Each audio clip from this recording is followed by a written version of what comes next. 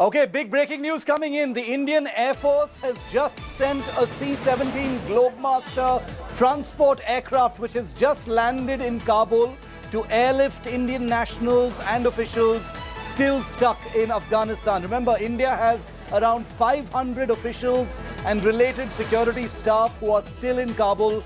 The aircraft had to land in Tajikistan in the morning due to the chaos at the Kabul airport that we captured for you on camera.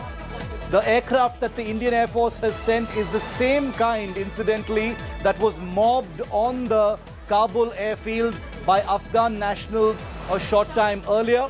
A high-level official meeting is to be held the evening today in Delhi to discuss options and the future course of action for the Indian embassy and staff there. The Indian contingent in Afghanistan has also been talking to officials on ground to be able to move to the airport and fly back to India. Gaurav Sawant is with me live here. He's Senior Executive Editor. He's been watching Afghanistan very closely. Gaurav, heartening news here, but also very, very unsettling, Gaurav, because we've just seen what the situation is like in Kabul. We saw the US Air Force C-17 being completely mobbed and a similar aircraft from the Indian Air Force now landing in Kabul. So there are two things that are happening. The Indian mission, there's being a drawdown. It's reduction of number of personnel there. But Indian mission, as of now, will continue to operate. They're not closing it down. The consulates are being closed. They have been closed down.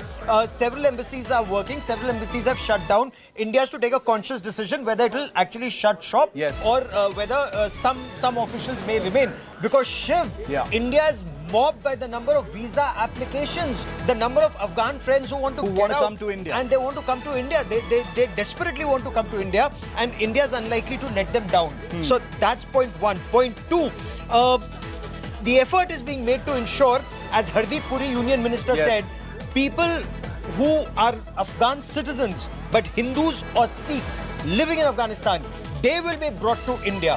All efforts being made to bring them to India. Though Taliban, incidentally, Shiv, has met the Sikhs, the local Sikhs at a Gurdwara and said, you don't have to be scared. We will ensure that you continue to follow your faith. But nobody's buying that. But who will buy that is the big question. Very, very important. These are some file pictures of an Indian Air Force C-17. It's exactly that kind of aircraft that is flown from Hindon, very close to Delhi. It had a stop in Tajikistan. And Gaurav, that's another interesting point. The aircraft couldn't land in Kabul on first attempt because of the chaos that was being witnessed there. Indian pilots are among the best in the world, if not the best in the world. But even that situation was a little too much. And therefore, they played it safe. They landed in Tajikistan. But now we can confirm they're in Kabul. So, Shiv, what's the situation like at Kabul?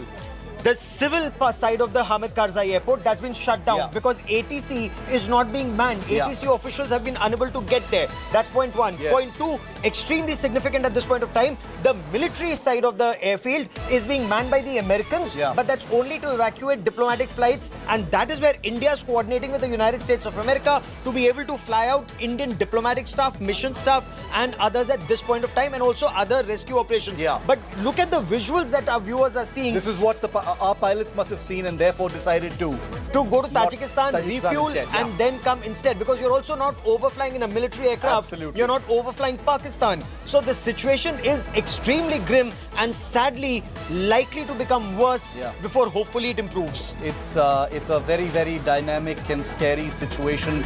The only way to describe this is an apocalypse in Afghanistan that's playing out. Gaurav, thanks very much for that.